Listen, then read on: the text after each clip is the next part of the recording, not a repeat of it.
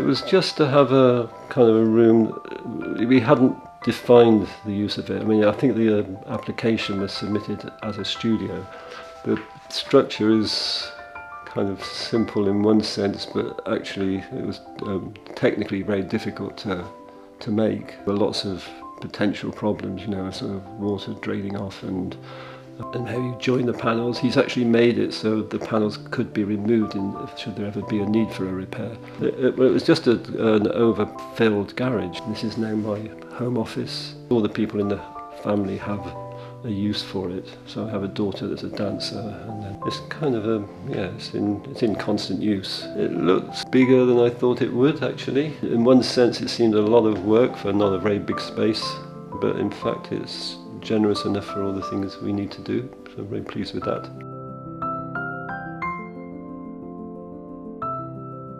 The property had been split into two separate flats, a lower and an upper, including a poorly built two-storey stair tower on the rear elevation. The brief was to join those two halves together to make one family home. We decided that we would take that two-storey extension down and rebuild with a single-storey extension with the roof terrace on top that let much more light into the back of the house and gave a good connection down into the garden.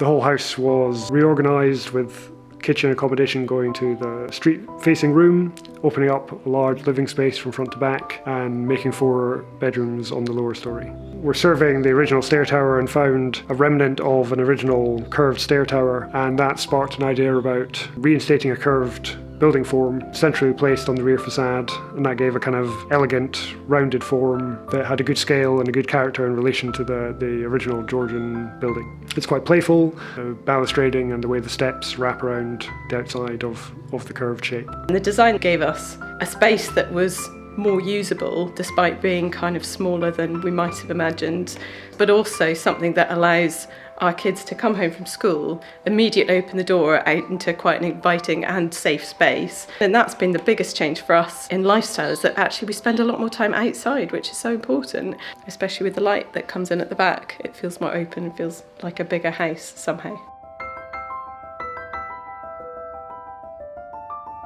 It was an existing building. There was an important opportunity to create a more civic building than what the public toilets were. We needed to reuse that building because of the nature of the site. To unlock it, we couldn't go to the sides or front and back. It meant that we had to go up. The only way was up. We retained the solum space, the slabs, the foundations. We retained the external brick and block enclosures, and then built up from that. We cantilevered front and back to try and maximise the use of the ownership of the site.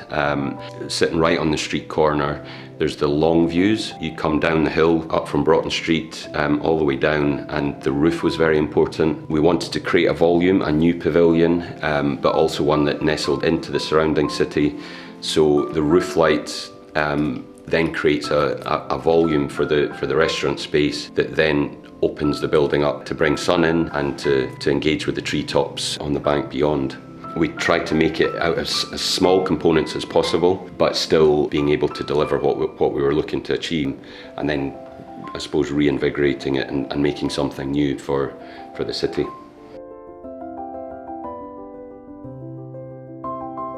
The house was essentially a 1-bedroom flat to begin with the annex, which was totally ancient. But we did have quite a lot of space under with the cellar, and so the brief was really maximise the living spaces, create interest, access out to the garden, addressing the sun and the general aspect, utilising the level difference with the cellar below for the bedrooms. So in the morning, as you come up those stairs, you're into like the warmth of the timber linings, and hey presto, you're into this amazing space that's super light. So it's got that proper like feeling of ascending into a light space, which is quite cool. How do you make that work and flow? And the main choice of materials was really driven by a combination of client and architect, nice but subdued materials. The whole fireplace assembly, the stove, the concrete hearth, this log store beneath it. They've always had this little terrace, but now suddenly the stair down is that bit more.